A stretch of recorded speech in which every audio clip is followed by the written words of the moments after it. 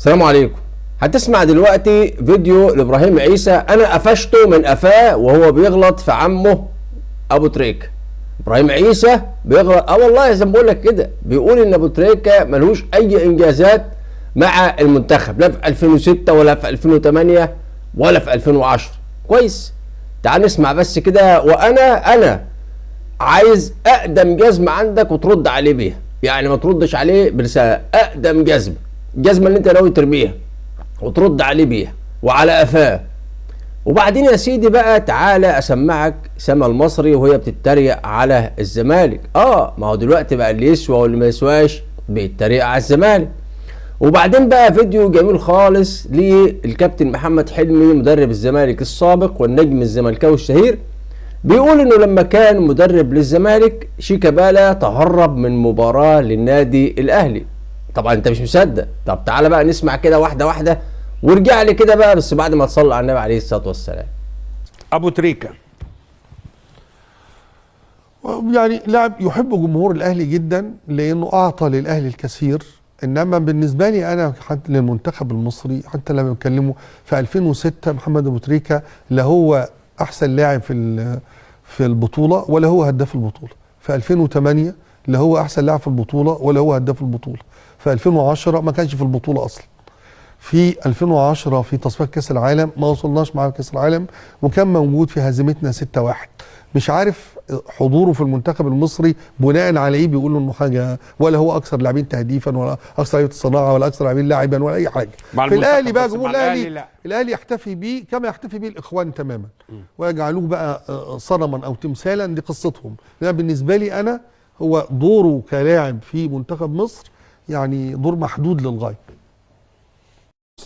رحتوا حطيتوه في التشكيل، رحت حطيت وحطيت شيكابالا على وخلاص بقى خليت الايه، وانا عامل حسابي برضو ان لو استلم مش سليم مش هيقدر الصبح هيبقى شيكابالا وهلعب بكذا كذا. تمام، خلاص حط سيناريو تاني. تمام. جه لقيت السلي بيقولوا لي السلي مش هيقدر وبتاع في التسخين ومش هيقدر يكمل.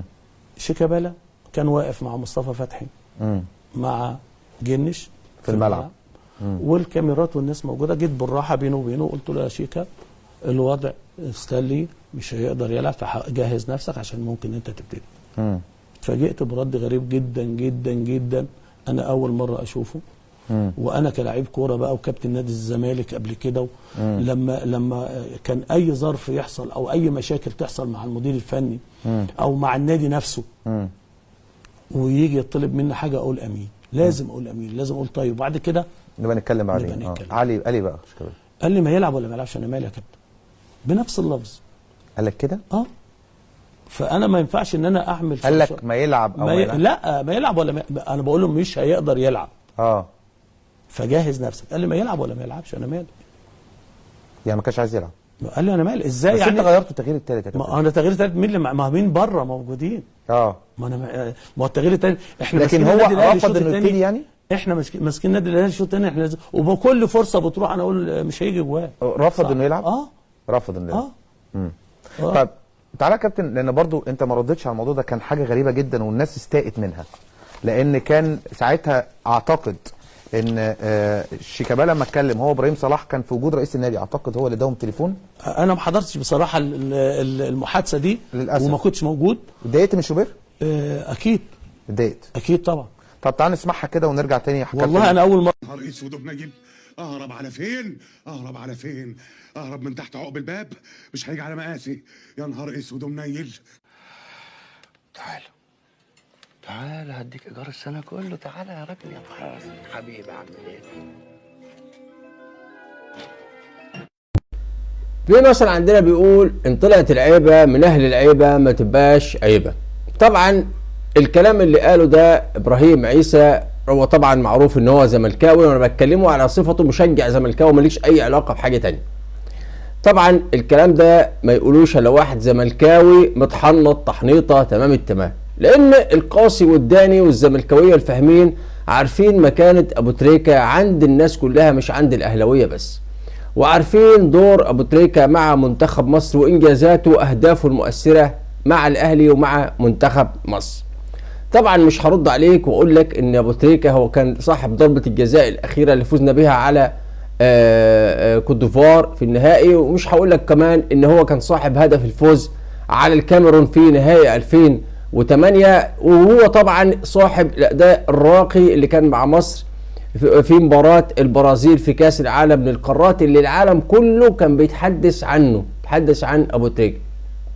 ومش هكلمك عن اهدافه المؤثرة مع النادي الاهلي، واشهرها طبعا هدف الصفاقسي، وانا صعب جدا وهكون ابخست حق ابو تريكة لو قعدت اقول لك انجازاته في فيديو كله 5-6 دقايق. انا كده الحقيقة هكون بأظلم ابو تريكة ظلم كبير جدا جدا. وانا مش هرد على واحد زي ابراهيم عيسى، او مش هعمل الفيديو عشان ارد على ابراهيم عيسى، لان ابراهيم عيسى اصغر من ان انا ارد عليه لما يجيب سيرة ابو تريكة، ولكن انا سايب الرد ليكم في التعليقات. لكن انا بتكلم على اساس ايه؟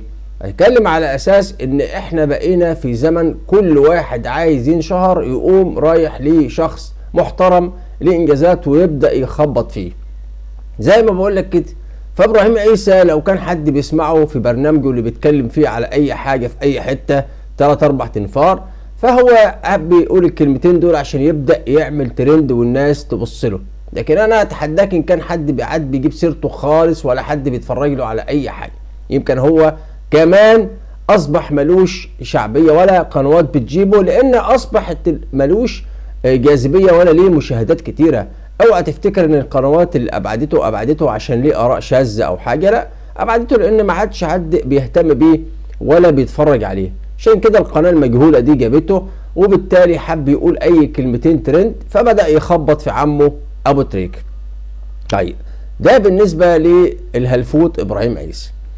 نيجي بقى لموضوع شيكابالا. طبعا الكلام اللي اتقال ده من الكابتن محمد حلمي وفي موجود خالد الصرصور، يعني مفيش حد مفبرك الفيديو ولا هو AI يعني. والكلام ده بيرد على ناس كتير من اللي هم عاملينه اسطوره. واللي انا قلت قبل كده ان عشان تقول ان اللاعب ده اسطوره من اساطير النادي لازم يكون اللاعب ده عمل انجازات كبيره مع النادي، عمل بطولات كتيره مع النادي، له مواقف اخلاقيه عاليه يقتضي بها الناشئين بتوع النادي، وده بكل امانه مش متوفر في شيكابالا مع كامل الاحترام.